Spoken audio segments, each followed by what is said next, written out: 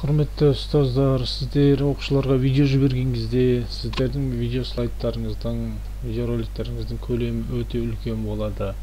Сол себептен WhatsApp-тан жіберген кезде, Classroom-нан жіберген кезде оны көшіріп алу өте қиын болады.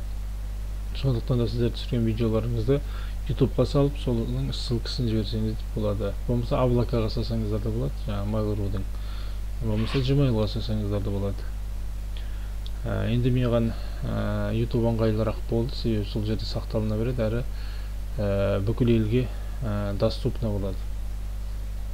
Ашам дегендер, интернеттен іздегендер онлайн сабақты ашып көре береді. Енді сіздер қалай істейсіздер? YouTube бұл кез келгеніңізде бар, смартфоныңызда және компьютерлеріңізге Google арқылы көшіріп алсаңыздар болады.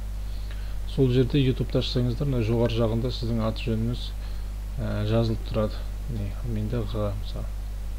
Соны басқан кезде мой канал деген тұрады. Мой каналды басасыз.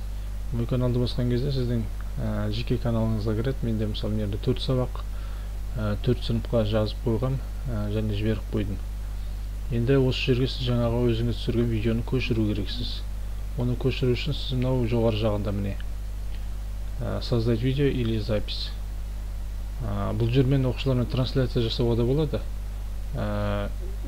Мерзім белгілеп, сол ссылканы оқушыларға жіберсеңіз, оқушылар сіздің сабағыңызды ашып көре алады, тікелей онлайн. Әрі мына жерде добавить видеоны басам, сіздерге керегі. Добавить видеоны басқан кезде бұл сіздің рабочий столыңызға міне выбрать файл. Соткада болса жаңа галереяңызда қай видеоны көшіру керек, ал компьютерде болса рабочий столға ссылка береді. Сол жерден керек видеоны таңдайсыз да, открытты басасыз, ол мына жерге түседі, соны загрузка жүреді. Загрузка жүргеннен кейін загрузка видео мына жерге түседі. Осы жерден тігінен тұрған үш нүктеге басасыз. Сол жерден мысалы копировать ссылку. Копировать ссылкуды басасыз.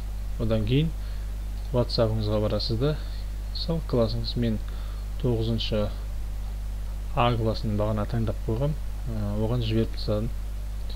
Мына жерге қоясыз да, вставить дейсіз, отправить болды. Оқушыларыңызға кетті. Оқушыларыңыз оны мына жерден ссылкасын басады, ашып көре береді. YouTube-те отырған себебім, YouTube-та видеолардың загрузкасы, оқылу деңгейі, ол качествосына байланысты жылдам жүреді. Качествосын әр адам өзі керегінше таңдап алады.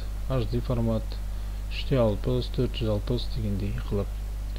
Міне, бұл сіздерге ең қолайлы нәрсе деп ойлаймын.